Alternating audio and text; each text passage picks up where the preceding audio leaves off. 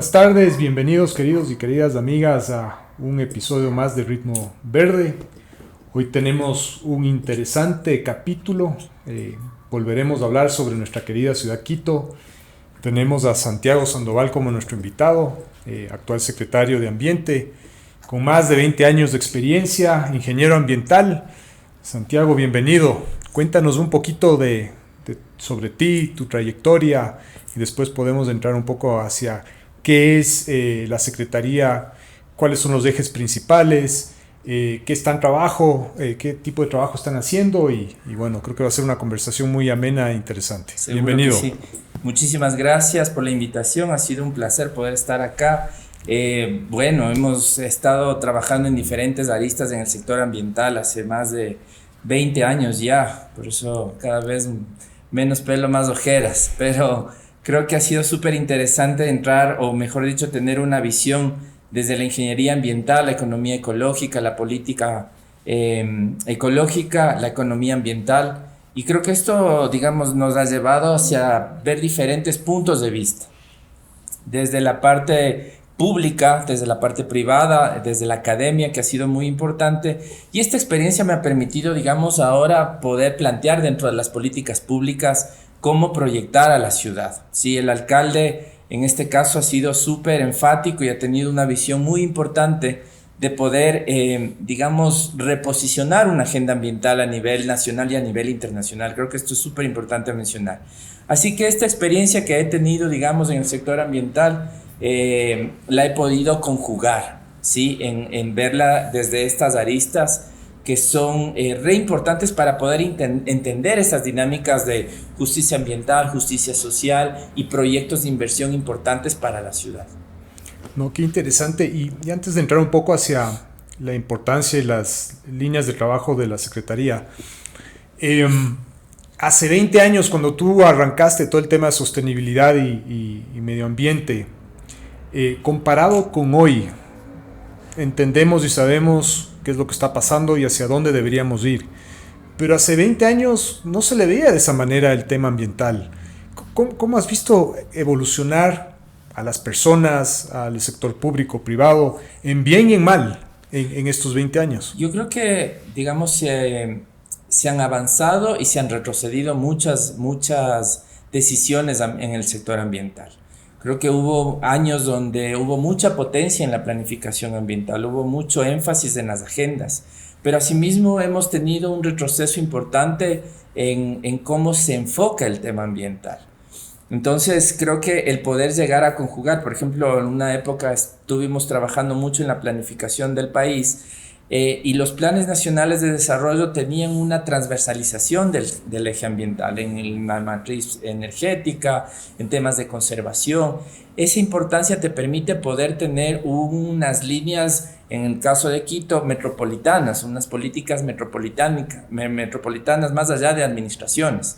Entonces creo que ha habido como diferentes picos, ¿no? Diferentes picos de ir entendiendo la parte ambiental.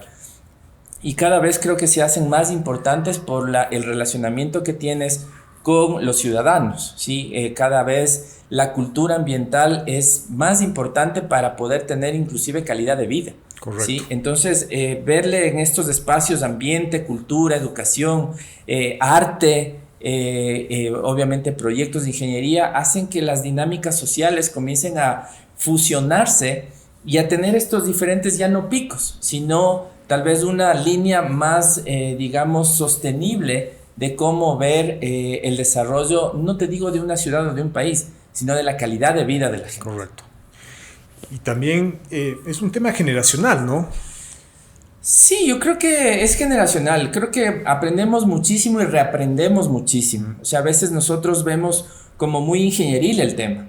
Pero, por ejemplo, el volver a ver, digamos, un conocimiento ancestral, es súper importante también entender eso. Correcto. El cuidado de la naturaleza no viene, digamos, de las últimas generaciones. Creo que las responsabilidades sí las asumimos las nuevas generaciones. Correcto. Pero esa idea, inclusive hasta entre diferentes cosmovisiones, formas de interpretar la vida, entre formas de entender la naturaleza, formas, digamos, humanas y no humanas, pero el poder llegar a hacer esa interconexión entre, inclusive generacional, nos permite tener, digamos, un poco de visiones mucho más amplias de la naturaleza, Claro. del sector ambiental. No solamente le puedes ver desde, como te decía, desde el muy ingenieril. O sea, hay que verla desde la parte económica, hay que verla desde la parte social, hay que ver esa dinámica de la evolución, digamos, humana, del sapiens, como hay libros interesantísimos sobre este tema, de cómo inclusive nosotros nos hemos ido desarrollando en estos espacios sociales, en estos Correcto. espacios de construcción de ciudades, espacios de construcción de país. Entonces ahí creo que la parte generacional viene a ser una base importante de ir entendiendo hacia dónde van nuestros derechos, ¿sí? Nuestras formas de vivir, nuestra convivencia, nuestra planificación ya inclusive hasta del desarrollo de la vida. Correcto. Pero yo sí siento que hay una nueva generación que ya demanda sobre todo propósito, ¿no es cierto? Una visión de que o la empresa o la entidad o la ciudad o la misma familia tenga un propósito. Y creo que eso sí genera una presión positiva. Una presión positiva para que las empresas, las entidades públicas y privadas enrumben hacia donde uno tiene que ir, ¿no? Y claro, el tema de la sostenibilidad es un tema tan amplio, tan complejo, y bueno, si entramos ahorita un poco más ya en tema, que en un municipio, una ciudad tan compleja como es Quito, exista una secretaría que, y lo estábamos conversando hace un momento, ¿no? Que tal vez era muy disminuida y su alcance era muy corto y muy chiquito. Coméntanos, antes de entrar a los lineamientos, ¿cuál es la visión de esta alcaldía, y que creo que es la correcta, de una secretaría mucho más potente, mucho más transversal? Sí, yo creo que, digamos, el hablar de un ente rector, ¿sí? Desde la parte institucional es fundamental. Pero más allá de eso es hablar de ciudadanos involucrados en este sector. Uh-huh. Sí, estoy completamente de acuerdo que, digamos, tenemos nuevas generaciones que hacen o juegan un rol importante. Yo no diría de presión, yo creo que diría de asumir responsabilidades. También correcto. ¿Sí? Entonces creo que ese tema repotencia muchísimo cómo las políticas públicas comienzan a reestructurarse. Entonces, el trabajo de la mano con la sociedad, el trabajo de la estructura institucional, la, digamos, innovación por parte de la academia y la inversión por parte del sector privado, hace que las dinámicas comiencen a operar en modelos de gestión importantísimos de cómo se está desarrollando la ciudad del país. Entonces, David Harvey te dice, el tipo de ciudad que queremos construir dependerá del tipo de ciudadanos que queremos ser. Correcto. Entonces, ese elemento hace que puedas llegar a tomar diferentes decisiones desde el sector privado, el sector académico y obviamente las transformaciones a nivel global. Cómo nosotros vamos entendiendo cambio climático, resiliencia, claro, sostenibilidad, y en esos ejes poder ir planteando financiamiento climático, estructuración climática, economía ecológica, política ecológica. Entonces, ahí vamos encontrando muchas, no te digo soluciones, pero sí respuestas. Y creo que en este caso el alcalde planteó una estructura digamos, institucional, de verle a una secretaría potente que pueda agrupar a empresas públicas metropolitanas del sector ambiental para plantear una agenda importante de inversiones, una agenda importante de resolución de conflictos, una agenda donde todos podamos colaborar y, digamos, aportar granitos de arena que puedan ser construidos para que no sea una política de una administración. Correcto. Sino una política metropolitana. Y digamos, venga quien venga, esto siga, esto continúe en función, digamos, de las dinámicas globales que se están realizando. Entonces, en ese sentido, la Secretaría, sí, yo me permito decir esto, que ha sido una Secretaría que estaba en el patio trasero y por ende se manejaba como tal. Sí, anteriores administraciones, a bien o mal, digamos, se avanzaba a pasos pequeños, tal vez había mucha confusión también, la poca claridad de cómo implementar esto, tal vez buenas ideas, pero creo que la transformación es poder bajar esas ideas. Correcto. ¿Sí? Desde obviamente una estructura institucional para poder abrir, digamos, a programas o proyectos concretos. Y esto es fundamental porque tenemos que planificar desde lo institucional con la colaboración de todos y de todas. Entonces, eso es ahora la Secretaría, un ente rector que aglutina a 3 empresas importantes de la municipalidad: agua potable y saneamiento, recolección de residuos y tratamiento de residuos, más el fondo ambiental, que digamos son programas o proyectos que podemos trabajarlos entre todos para la búsqueda de financiamiento climático. Entonces es un sector importante, tal es así que estamos con el segundo presupuesto más alto dentro del municipio y una ejecución, creo que la ejecución más importante que ha tenido el sector, casi el 2024 cerramos con el 94% de ejecución. Es un porcentaje importantísimo. ¿Qué quiere decir eso? Que están pasando cosas, que Correcto. Se está bajando la planificación en acciones.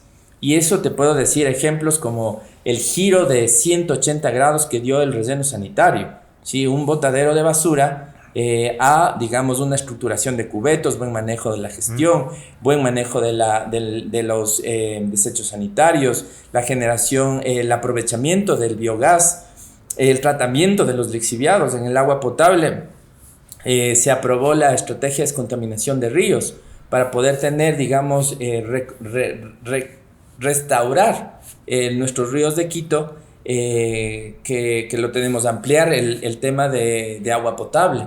En temas de conservación, por ejemplo, poder manejar las áreas de conservación de uso sustentable, llegar a tener áreas de protección hídrica, y poder ir bajando estos planes. Si nosotros no diseñamos planes bonitos que se queden, digamos, en impresiones, sino tratar de bajar a acciones súper puntuales en trabajo comunitario, por decirlo así. Correcto. Y obviamente reestructurar lo que tenemos que reestructurar para poder proyectar esa ciudad sostenible, ¿sí? En infraestructura tanto urbana, en una articulación intersectorial. Esto es fundamental. Porque si nosotros no vemos a las entidades, no te digo solamente públicas, sino el integral, no entendemos el desarrollo de la ciudad. Entonces aquí es fundamental poder entre todos armar estos procesos, digamos, colaborativos, de tener líneas de planificación. Y eso el municipio creo que ha dado una muy buena señal. Sí, hay mucho trabajo que hacer, obviamente, pero en el sector ambiental vemos este engranaje ya de la política pública, claro. ¿Sí? O sea, entra en un caso el tema de residuos por ejemplos, digamos, súper sencillos. En la recolección de basura, mejorar la recolección de basura mejora que, digamos, las alcantarillas no se nos tapen. Claro. Y eso nos genera educación ambiental, y eso nos genera cultura ambiental. Entonces hacemos que, digamos, en una época lluviosa, tengamos menos inundaciones, por ejemplo, o inundaciones, digamos, que no lleguen a ser tan importantes, que pueden ser, digamos, atacadas ya desde la parte operativa, claro, con los equipos de atención inmediata. No, súper interesante. Y el concepto de elementos colaborativos y de incluir a la sociedad en general, ¿cómo es el proceso para entender qué es lo que necesita el industrial, el comerciante, el hospital, la escuela y el ciudadano? ¿Cómo se genera esa interlocución entre la Secretaría y el ciudadano? Perdón, para entender, uno, qué es lo que como Secretaría se quiere hacer, y dos, cómo podemos educar y cambiar esa cultura al ciudadano, ¿no? Para que tenga una perspectiva sostenible mucho más clara, porque el municipio y las empresas municipales pueden hacer muchísimas cosas, pero si no cambiamos la cultura, ¿no es cierto?, de tener una perspectiva circular o generar menos residuos, o en la misma casa poder dividir los tipos de residuos, consumir menos agua, etcétera, etcétera, limpiar donde tenemos las alcantarillas, lo que tú estabas diciendo. Entonces hay un elemento de comunicación y de cambio cultural y de forma de pensar del ciudadano que también es muy importante. No sé cómo ustedes lo manejan en la Secretaría. Sí, yo creo que este es un tema central, digamos, en el manejo no solamente del sector ambiental. Yo creo que este manejo es a nivel de ciudad. Por eso te decía, el tipo de ciudad dependerá del tipo de ciudadanos que queremos ser. Sí, y primero yo creo que partiría desde consensos, ¿sí? De llegar a tener una unidad entre todos apropiarnos de la ciudad y decir, ¿sabes qué? Esta es la ciudad que queremos, ¿sí? Esta es la ciudad en la cual nosotros queremos desarrollar la calidad de vida que nos merecemos, digamos, como buenos quiteños y como digamos, Quito es la capital del Ecuador. Claro. Entonces tiene que proyectar justamente esa articulación, ese buen manejo, digamos que... Ese liderazgo. Ese liderazgo, ese que sea, ese punto que sea digamos, ese epicentro de debate inclusive, ¿sí? Que podamos tener diferentes formas ideológicas, eso está muy bien. De hecho, eso reconstruye y refresca muchísimo el accionar. Pero, digamos, eso también nos lleva a una madurez desde la parte técnica y desde la parte política. Desde la parte técnica, digamos, poder sentarnos con diferentes perspectivas, pero llegar a acuerdos, tener Correcto. acuerdos. Y esos acuerdos que no sean, digamos, del día a día, sino proyectándose. Claro. ¿Sí? O sea, también una administración llega a 4 años, llega a poder, digamos, resolver inclusive muchos de los problemas que se tienen históricos. Y tal es así que las decisiones tienen que ser a largo plazo, mediano largo plazo, sin dejar obviamente las acciones puntuales que se intervengan ya en cada una de las administraciones. Claro. Entonces, muy bien los planes, digamos, de mediano a largo plazo, pero más aún importantes son los planes de acción, digamos, Claro. los que estás interviniendo ya en el barrio, con la vecina, con el vecino, con el sector privado, con la constructora, con la academia, con el colegio, etc. Y eso obviamente toma también su tiempo, o sea, hablar del cambio del manejo de residuos, por ejemplo, a los nórdicos les costó 40, 50 años. Nosotros vamos en una transformación de 2 años, ¿sí? El poder entender el manejo de escombros, por ejemplo, o sea, Claro. que los escombros no vayan a las quebradas, sino tal vez también hacer un reciclaje de escombros, importantísimo, de que nuestras áreas de conservación no solamente queden, digamos, en una buena delimitación, sino ahí se está desarrollando vida. Claro. Ahí hay que dar opciones de vida. Entonces, los planes de manejo, los planes de vida, mejor dicho, de cada una de las comunidades, las comunas o los barrios que se están gestionando en estos sectores, tengan esas formas de desarrollarse sosteniblemente. Entonces, creo que esos acuerdos permiten, 1, hablar de unidad, 2, hablar de una visión de ciudad, 3, hablar, digamos, de poder colaborar entre todos hacia dónde vamos. Y también dejar de un lado, digamos, cierto tipo de egoísmos o cierto tipo de ansiedades ecológicas, por decirlo así, ¿sí? Entonces creo que esa unidad te permite proyectar una buena gestión, planificarla también, más allá de una administración, y dejar esas bipolarizaciones entre los súper ecologistas, los no ecologistas o a los que medio les interese el tema ambiental. Claro. Entonces hay esa dinámica, y Quito es una dinámica. Quito es una ciudad mega diversa en todo su sentido, en la parte social, en la parte cultural, es una ciudad milenaria, entonces hay que entender muchos de los temas, y en los cuales tal vez inclusive no lleguemos a ciertos acuerdos, pero sí por lo menos a mínimos acuerdos que nos permita avanzar en Correcto. conjunto, en comunidad. Y creo que Quito, el mejor ejemplo, te digo, aquí a nivel nacional, te diría Cuenca, por ejemplo. Todos, digamos, dejando de un lado ciertas asperezas y poder verle a la ciudad en función de una sola, digamos, interés, que es la calidad de vida. Claro. Creo que todas las ciudades, he tenido la oportunidad de vivir en algunas ciudades y claro, las ves proyectadas hoy. ¿Cómo hiciste esto en tan poco tiempo? No es tan poco tiempo. Nos ha costado 20, 30, 40 años poder llegar a lo que es Barcelona, lo que es Sydney, lo que es Hamburgo, lo que es Rotterdam. Entonces, nosotros nos proyectamos hacia eso. A no tener, digamos, en nuestra dinámica, poder proyectarnos hacia vernos como esas ciudades. Claro. Unas ciudades verdes azules, unas ciudades culturales, unas ciudades inclusivas, unas ciudades productivas, que eso nos permita tener esas dinámicas que a todos nos interesa. Correcto. Generación de empleo verde, inversión en programas, en proyectos pequeños, proyectos grandes. Entonces esas carteras de inversiones que puedan también ser transversalizadas no solamente a grupos de poder, sino al derecho a la calidad de la vida. Correcto. Y eso yo creo que todos, desde el eje de la sostenibilidad, dentro de los, inclusive los ODS, se plantean, porque a la final son negocios que van a tener mucha más aceptación por parte de certificadoras, por parte de certificaciones, por parte de nuevos negocios, inclusive en las cuales se van abriendo formas de poder invertir en ese tipo de proyectos. Entonces, esa, digamos, visión ha tenido el alcalde de llevarle a Quito hacia un camino de sostenibilidad. Hay mucho trabajo que hacer. Se ha avanzado bastante, te digo, en 2 años, que ya estamos a punto de cumplir 2 años, y hay muchísimo trabajo que hacer. A veces, digamos, mientras más estamos en territorio, caminamos por algún barrio o resolviendo o implementando un programa, un proyecto, encontramos más necesidades. Y ese ha sido, digamos, el olvido que tenemos, y no te digo solo a nivel local, sino yo creo que es a nivel nacional y regional, ¿sí? Entonces, tener esos enfoques de poder articular diferentes acciones, creo que nos permite verle un poquito más allá hacia el dónde vamos, hacia el qué tipo de ciudad queremos. Correcto. No, súper interesante.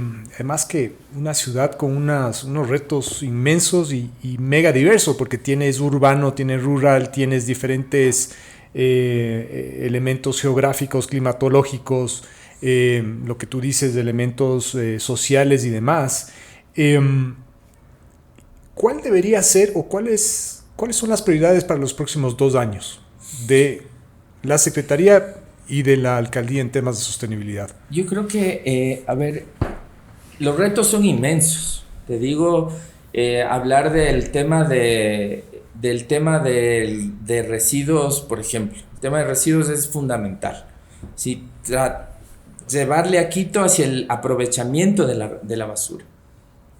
A generar un mercado secundario para que... Totalmente, o sea, economías circulares. Economías circulares, sí, correcto. Economías circulares, y te digo, el nivel de residuos, no solamente estoy hablando de los generados a nivel domiciliario, sino al nivel industrial. Correcto. Sí, entonces ese es un gran reto. Hemos cambiado el modelo de gestión para poder abrir, digamos, nuestro gran objetivo, el complejo ambiental. Sí, nuestro mega objetivo es el complejo ambiental. Que la ciudad pueda, digamos, mejorar y pasar de este casi nulo aprovechamiento de los residuos hacia ser una sociedad que tenga el aprovechamiento de residuos inclusivo, digamos, desconcentrado y, digamos, inmersos dentro de la economía circular. Y el complejo ambiental es varios sitios, es procesos, es todo. ¿Qué? El complejo ambiental se engancha dentro del modelo de gestión de residuos. Ya, sí, okay. Quito tenía, digamos, un modelo, pero no con un enfoque inclusivo, con un enfoque, digamos, de poder atender las necesidades de la ciudad. Uh-huh. Y más que nada, bajar esa estructura institucional. O sea, tenemos la política pública, tenemos ya los proyectos que se vayan haciendo a través de las empresas públicas. Entonces, el nuevo modelo de gestión te implica recolección, digamos, diferenciada, ¿sí? Estaciones de transferencia operativas para el mejoramiento de la separación de los residuos, desde la fuente, desde, digamos, en el tema de transporte, en la estación en las transferencias, y llevar hacia la generación del procesamiento final, ya sea por aprovechamiento energético, ya sea economía circular, uh-huh, ya sea generación de compostaje. Correcto. Y también vamos a tener, obviamente, un cierto tipo de desecho que ya no va a ser aprovechado, pero va a ser ya mínimo. Claro, mínimo. ¿Sí? Y eso también nos puede generar algún tipo de rédito. En temas, te digo, de basura. En el tema de conservación, por ejemplo, es fundamental nosotros ir entendiendo... digámoslo, 4 ejes importantes, porque es hablar de cambio climático. Correcto. ¿Sí? Creo que el alcalde ha sido muy, muy enfático en esto, y creo que es digamos, en estos 2 años, por ejemplo, somos la primera ciudad, mejor dicho, la única ciudad que está aportando a los NDC, ¿sí? Que tiene el país. Es la ciudad que aporta, digamos, con mayor mayor reducción de gases de efecto invernadero, ¿sí? Por todos los proyectos que estamos implementando. ¿A nivel ciudad o a nivel municipio? A nivel país. A nivel país. A nivel país. Ya. A nivel país somos la ciudad que está aportando más a la reducción de gases de efecto invernadero. Y eso ha implicado, por una parte, institucionalidad, mejor dicho, 4 ejes importantes. Hablar de residuos, ¿sí? El modelo de gestión de política pública de residuos. Hablar de descontaminación de ríos. Hablar de procesos de reforestación, o sea, y me refiero a reforestación no solamente a siembras, sino al manejo correcto de las áreas de conservación, de uso sustentable que tiene el distrito, a las áreas de conservación hídrica. Y hablar de temas energéticos, o sea, el cambio de, por ejemplo, transporte público, ¿sí? Hemos traído ya 60 buses eléctricos y esperamos que sean más. Porque ese giro es el que tenemos que dar para poder hablar de sostenibilidad. Ampliar el metro. Ampliar el metro. Esto es una decisión importantísima que el alcalde ha planteado y hay muchos interesados, digamos, tanto nacionales como internacionales, para poder llevar el metro hacia Calderón, ¿sí? Irá por etapas, pero estas transiciones, o sea, verdaderas transiciones ecológicas, energéticas, productivas, nos permita tener esa ciudad sostenible. Y obviamente de ahí se desprenden de estos 4 ejes que te digo, hablar de reducción de gases de efecto invernadero, del mejoramiento de la movilidad, del apropiamiento del espacio público, ¿sí? Del que podamos tranquilamente salir en mi bicicleta. A mí me encanta andar en bicicleta, poder salir en la bicicleta sin que, digamos, haya esa desventaja entre el vehículo y la bicicleta. Correcto. ¿Sí? Y eso obviamente genera mayor relacionamiento social, mayor apropiación del espacio público y mayor, digamos, en temas ambientales, mayor reducción de efectos de gases de efecto invernadero. Correcto. Y lo que no se mide, no se controla. ¿Qué data manejan? ¿Cómo recolectan información? Y de esa manera poder tomar mejores decisiones. Me acuerdo que hace algunos años sí había algo de recolección de data, pero no sé cómo está el tema de data y recolección. ¿Por qué traigo a la mesa? Porque eso nos va a permitir ponernos más metas, medirnos y justamente decir, esta es nuestra situación actual, en 2 años, 5, 10, hasta el 2050 queremos alcanzar estas metas. ¿Cómo están manejando el tema de data? Este dato es súper importante, lo que acabas de mencionar, porque, digamos, sí, las métricas son interesantes. O sea, nosotros tenemos que plantearnos diferentes métricas para poder ir midiendo la evolución de la política pública. Correcto. ¿Sí? Entonces y por eso el uso de las competencias de cada una de las secretarías. Y en específico del sector ambiental, generar desde nuestras empresas públicas, por ejemplo, hacia claridad de nuestros hitos, por ejemplo, en los planes de manejo de ordenamiento territorial, Uh-huh. ¿sí? Hacia dónde vamos. Entonces nos planteamos diferentes metas, diferentes hitos y ahí hacer el seguimiento. Y la generación de información. Tú sabes, el que tiene información, digamos, maneja mayor posibilidad, opciones de poder ver cómo y por dónde estamos yendo. Entonces, al haber planificación, hay indicadores. Claro. Entonces, al haber indicadores, hay seguimiento. Al tener ciudades planificadas, al tener países planificados, podemos optar por saber si este es el camino correcto o el incorrecto. Entonces, correcto.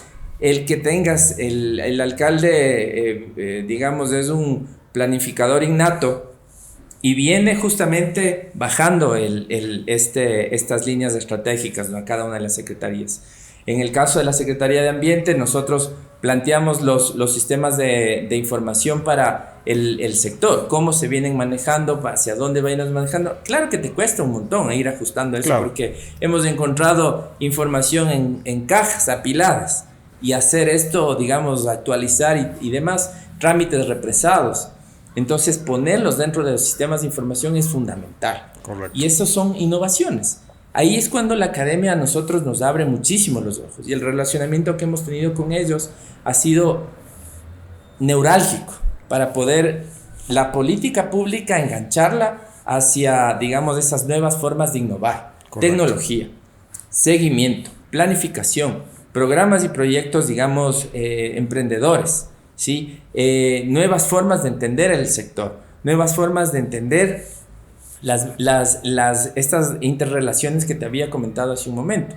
Entonces los puntos, los indicadores, por decirlo así, vienen ya las funciones de cada una de las operaciones que se vienen haciendo. Mejoramiento en el manejo de residuos, mayor información del tipo de caracterización de residuos que se están haciendo, Claro. Hacia dónde se están manejando estos residuos, cuánta productividad nos está generando el modelo de gestión del manejo de residuos, la inversión en agua potable, por ejemplo, mayor distribución del agua potable con mejor calidad hacia poblaciones desatendidas. No es que, digamos, aquí no tenemos agua, sino es el mal manejo o cómo se venía manejando los proyectos, ¿sí? Entonces, creo que esa data nos permite tomar mejores decisiones y hacia allá construimos, hacia allá lo estamos apuntando a que el municipio pase a ser un ente, digamos, innovador, refresca muchas ideas para la política pública, inclusivo, desconcentrado, digamos, de mejor forma de accesibilidad hacia algún tipo de servicio. Entonces creo que el éxito se ha dado en este sentido. Y te pongo un ejemplo así súper claro que el otro día veía la data, es súper importante. Por ejemplo, el tema de reforestación. El tema de reforestación, poco o nada se tenía en el manejo de esta data. Entonces hemos hecho un seguimiento, hacemos mingas para la reforestación, pero también hacemos mingas para chequear cómo están las plantas. Y no solamente es el tema de reforestar por el incendio, esto es mucho más amplio. Mucho más amplio, totalmente.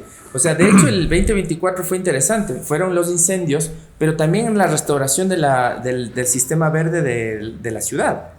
Parques, digamos, las aceras, las aceras, esta transformación en las áreas de conservación para pasar a plantas nativas. La restauración de fincas, por ejemplo. A veces pensamos que reforestación es simplemente el árbol, sino en el Chocó Andino, por ejemplo, es una mega reserva que nosotros tenemos en Quito, y inversión en fincas, ¿sí? Productivas, para que dejen de, digamos, pasar de ser pérdida de cobertura vegetal a un mejoramiento de la cobertura vegetal. Y la reubicación, digamos, si tienes el negocio de ganadería, ok, reubicar la ganadería dentro de tu finca, pero también conservar el resto de hectáreas que tienes dentro de tu finca. Y hemos pasado casi a 290 fincas al momento, si no me equivoco en el dato, pero ves la transformación y la restauración de esa cobertura vegetal. En el caso urbano, por ejemplo, tú ves un trabajo articulado que lo hacemos con la ENMOP, el mejoramiento de los parques, ¿sí? Está bien tener las canchas, de acuerdo, chévere, porque necesitamos este tipo de interacción y eso también es ambiente, pero a la vez necesitamos otro tipo de servicios ecosistémicos, que podamos tener mayor plantas arbustivas, que nos genere mayor adaptación de los polinizadores, que esto a la final también es absorción de contaminantes, mayor humedad hacia la ciudad. Entonces, si tú ves este destello, digamos, lo verde entre las aceras, inclusive por el manejo económico del mantenimiento de ellas. Claro. O sea, veredas con césped es, primero, estéticamente feo. Claro. Sí, caro por el mantenimiento. Claro, ¿sí? obviamente. Y la destrucción es más rápida. Correcto. Entonces, poder plantar especies nativas en las aceras te permite, digamos, tener mayor florecimiento, mayores servicios ecosistémicos, mayor, digamos, verle otro sentido a la ciudad. ¿Sí? Si tú ves el caso de Medellín, por ejemplo. Correcto. Medellín es un boom verde, ¿no? Entras y te sorprendes, lindísimo. ¿Cuánto les costó? ¿Cuánto tiempo les llevó hacia eso? Y hacia allá debemos proyectarnos, o sea, más allá del árbol, y como te decía, el seguimiento es súper importante, más allá de la plantación es cómo vas haciendo ese seguimiento. Es una biodiversidad. Total, es poder entender, digamos, la parte humana, pero la parte no humana también. Claro. Sí, a veces nos creemos, y esto ya entro en un tema muy ecologista, digamos, lo vemos a la naturaleza, el hombre sobre la naturaleza. cuando digamos, somos parte de eso. Claro. Y esos son conceptos que, digamos, desde la ingeniería interesantes, desde la ecología, desde la filosofía inclusive, poder entenderlos para hacer estos cambios de dinámica. Y en el seguimiento, la recolección de data te permite tener digamos, en el monitoreo que hicimos de reforestación del 2024, apenas el 4% fue la tasa de mortalidad de las especies que plantamos. Es un dato importantísimo, claro. Porque, digamos, antes la tasa de mortalidad era altísima, entre el 80-90%. Entonces plantabas, pero ahí quedaba.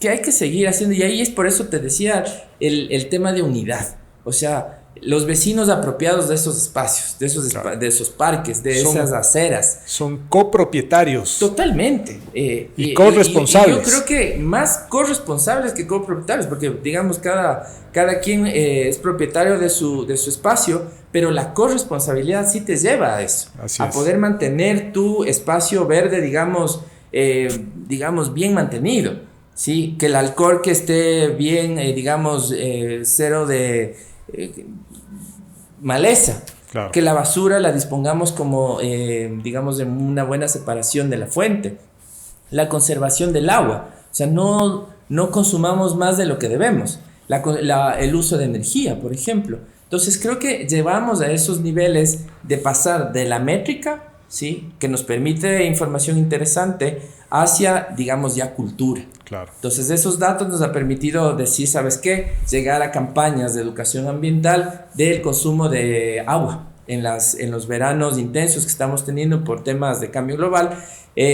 Poder decir, ¿sabes qué?, consuma menos agua. Si no se bañe 20 minutos, báñese 5, 8 minutos. En temas de luz, por ejemplo, vimos lo que pasó en el 2024, sí, tenaz. Entonces, poder aprovechar esos recursos que tenemos, que son limitados, ¿sí? A veces pensamos, y este es también un tema lindísimo, que le vemos a la natura como sin límites, ¿no? O sea, inclusive no solamente la natura, sino que le vemos a un tema social, cultural, como que tenemos sin límites. Y resulta que sí hay límites. Correcto. Sí, la naturaleza tiene límites, por eso también tenemos que aprovechar al máximo los recursos que tenemos. Trasoconstrucción, por ejemplo, importantísimo poder ver esa edificación sostenible, esas edificaciones, digamos, de bajo impacto ambiental que nosotros podamos tener. La implementación de más proyectos, digamos, en zonas de la ciudad donde se pueda ver esos nuevos espacios de manejo de construcción o tipo de materiales para la construcción, por ejemplo. O la reutilización de edificios. La reutilización en zonas... de edificios.